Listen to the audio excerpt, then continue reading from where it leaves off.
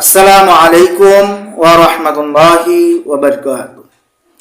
আমি হাবিবুল্লাহ, আপনারা দেখছেন জিনের চিকিৎসা মিডিয়া। সম্মানিত ভাই ও বোনেরা, ইনশাআল্লাহ আজ আমি আপনাদেরকে বলে দেওয়ার চেষ্টা করব বিভিন্ন রকমের ব্যথা অতি সহজে দূর করবেন কিভাবে। সম্মানিত ভাই, সে উদ্দেশ্যে আজকের আমার এই ভিডিওটি বানানো। তাহলে চলুন কথা না বাড়িয়ে আজকের মূল বিষয় নিয়ে আলোচনা করে যাব। সম্মানিত ভাই, ভিডিওটি সম্পূর্ণটাই দেখবেন। যদি টেনে টেনে দেখেন তাহলে কোনো কিছুই বুঝবেন না। জিনের চিকিৎসা মিডিয়া চ্যানেলটি যদি ভাই সাবস্ক্রাইব না করে থাকেন, সাবস্ক্রাইব করে দেন, পাশের বেল আইকনটি বাজিয়ে দেন, অল সিলেক্ট করে দেন। আর যদি আগে থেকে সাবস্ক্রাইব করে থাকেন তাহলে আপনাকে অসংখ্য অসংখ্য ধন্যবাদ। তাহলে চলুন কথা না বাড়িয়ে আজকের মূল বিষয় নিয়ে আলোচনা করা যাক।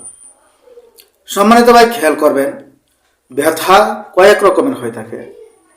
জিনের আসরের কারণেও ব্যথা হয়ে থাকে, জাদুর কারণেও ব্যথা হয়ে থাকে, অথবা শারীরিক কোনো সমস্যার কারণে ব্যথা হয়ে থাকে। যে রকমেরই ব্যথা হোক না কেন, আজকের এই তদবিরগুলো আর কিছু সিস্টেমগুলো আপনি যদি মেনে চলেন, ইনশাআল্লাহ আল্লাহ তাআলা রাব্বুল আলামিন চাইলে এই ব্যথা থেকে আপনি মুক্তি পেয়ে যাবেন। সেই সিস্টেমগুলো কি, আপনারা মনোযোগ সহকারে শোনেন। সম্মানিত ভাই, আমাদের গ্রামগঞ্জে একটা প্রবাদ আছে যে কপালে ব্যথা, মাথার এক সাইড ব্যথা, কপাল, চোখ এদিক দিয়ে এক সাইড ব্যথা।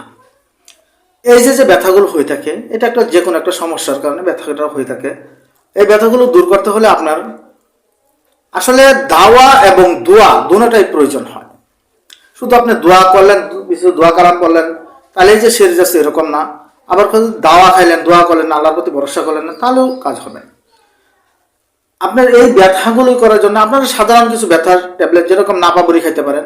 নাপাবুরি খান। এই যে যাদের কপাল এবং চোখ এই ব্যথাগুলো হচ্ছে, যে সময় ব্যথাটা উঠে, একটা টাইমে এই ব্যথাগুলো উঠে, যাদের এই ব্যথাটা হচ্ছে সেই বুঝবে ভাই, অন্য কেউ এই জিনিসগুলো বুঝবে না। আসলে ভাববে যে ব্যথা বা টাইমে ওঠে নাকি। হ্যাঁ, ব্যথা টাইমে ওঠে, সকালবেলা ওঠে অথবা বিকালবেলা ওঠে, একটা টাইমে ওঠে এই ব্যথাটা। এই ব্যথাটা যেই টাইমে উঠবে ওই টাইমে আপনি ওঠার আধা ঘন্টা 1 ঘন্টা আগে একটা নাপাবুরি খেয়ে ফেলেন। যে কোনো একটা ব্যথার বড়ি আপনার যেটা মন চায় ওটা খান। খাওয়ার পরে দেখবেন যে মোটামুটি একটা সাইজে এসে যাবে। সাইজে আসার পর আপনি শুধু এবার ধরে বিসমিল্লাহির রহমানির রহিম, বিসমিল্লাহির রহমানির রহিম, বিসমিল্লাহির রহমানির রহিম কয়েকবার পরেন। ইনশাআল্লাহ আল্লাহ তাআলা রাব্বুল আলামিন চাইলে আপনার যে একটা ব্যথা আছে, সাইডের সুটের ব্যথা, এটা কমে যাবে ইনশাআল্লাহ। এখন অনেকের আছে যে হুজুর আমার সাইড ব্যথা করে, মাজা ব্যথা করে, পা ব্যথা করে, ব্যথাগুলো কমতেই আসছে না, কোনোভাবে কমতে আসছে না।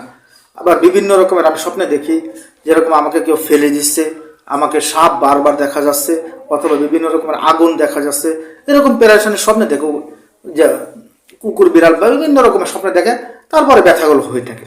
এটা একটা অন্য সাইডের ব্যথা। এই ব্যথাগুলো দূর করতে গেলে সূরা তোহা এর 65 থেকে 69, 65, 66, 67, 68, 69 এই আয়াতগুলো পরে পানিতে ফুঁক দিয়ে এই পানিটা খাবেন এবং ওই জায়গায়, ব্যথার জায়গায় ধরে বিসমিল্লাহির রহমানির রহিম, বিসমিল্লাহির রহমানির রহিম বারবার পড়তে থাকবেন। ইনশাআল্লাহ আল্লাহ তাআলা রাব্বুল আলামিন চাইলে আপনার যেই পুরানো ব্যথাগুলো হোক না কেন, আমি কিন্তু বলছি আগে এই স্বপ্নগুলো দেখার পরে দেখবেন যে ওই রুগীটার বারবার ব্যথা হয়। কিরকম?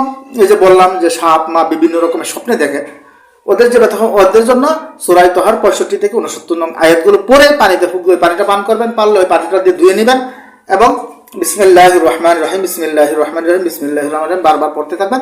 ইনশাআল্লাহ আল্লাহ তাআলা রাব্বুল আলামিন চাইলে আপনার ব্যথাগুলো দূর হয়ে যাবে, তাৎক্ষণিক ফল পেয়ে যাবেন ইনশাআল্লাহ। সম্মানিত ভাই, আরেকটা ব্যথা হচ্ছে ঠ্যাং ব্যথা। বিভিন্ন রকমের ঠ্যাং ব্যথা হয়। এটা মুরব্বীদের হয়ে থাকে, যে বাতের ব্যথা, বাত যাদের বাতের সমস্যা হয় ওদের এই ব্যথাগুলো হয়ে থাকে। ওদের এই সমস্যাগুলো সমাধান করার জন্য আপনি ওই যে চুঙ্গি লাগায় না, বাদ্যা মহিলাগুলো চুঙ্গি লাগায়, আবার হিজামা বলা হয়। এইরকম বিভিন্ন রকমের যার যেগুলো আমাদের গ্রামগঞ্জে যে বাদ্যা বেদে মেয়েগুলো আসে, তারা চুঙ্গি লাগায়। আপনি চুঙ্গি চুঙ্গি লাগানোর পরে আপনি এই সূরা তোহার আয়াতগুলো ব্যবহার করেন এবং সূরা বনী ইসরাঈলের 82 নং আয়াতটা ওয়ানুনাজ্জিলু মিনাল কুরআনি মা হুয়া শিফাউ ওয়া রাহমাতুল লিল মুমিনিন, এই আয়াতটা ব্যবহার করেন। ব্যবহার করে সূরা ফালাক, নাস এগুলো পরে পানিতে ফুঁক দেন। ফুঁক দিয়ে এই পানিগুলো পান করেন এবং বিসমিল্লাহির রহমানির রহিম, বিসমিল্লাহির রহমানির রহিম বেশি বেশি করেন। বাতের বড়ি খাবার চেষ্টা করেন না। যদি একান্ত বেশি আপনার সহ্য হচ্ছে না, তারপরে এই বাতের বড়িগুলো খায়েন। হঠাৎ একদিন খাবেন, কিন্তু বাতের বড়ি কেউ খাবেন না। বিসমিল্লাহির রহমানির রহিম আমলটা পরিণত করেন, ইনশাআল্লাহ আল্লাহ তাআলা রব্বুল আলামিন চাইলে সমস্ত রকমের ব্যথা থেকে আপনারা মুক্তি পেয়ে যাবেন। আল্লাহ তাআলা রব্বুল আলামিন চাইলে হোক জিনের ব্যথা, হোক জাদুর ব্যথা, হোক আতকবালি, হোক বাতের ব্যথা, আর প্রত্যেকটা সিস্টেমে আপনাকে বললাম যে প্রত্যেকটা সিস্টেমে আপনি এই সিস্টেমে করেন, ইনশাআল্লাহ যাদের এই প্রচন্ড ব্যথা হচ্ছে এই ব্যথা থেকে ইনশাআল্লাহ আল্লাহ তাআলা রব্বুল আলামিন চাইলে মুক্তি পেয়ে যাবেন। তাই সম্মানিত ভাই, আজকের ভিডিওটি এই পর্যন্ত। ভিডিওটি ভালো লাগলে সকলে আমার জন্য দোয়া করবেন, আমি আপনাদের জন্য দোয়া করি। আসসালামু আলাইকুম ওয়া রাহমাতুল্লাহি ওয়া বারাকাতুহু।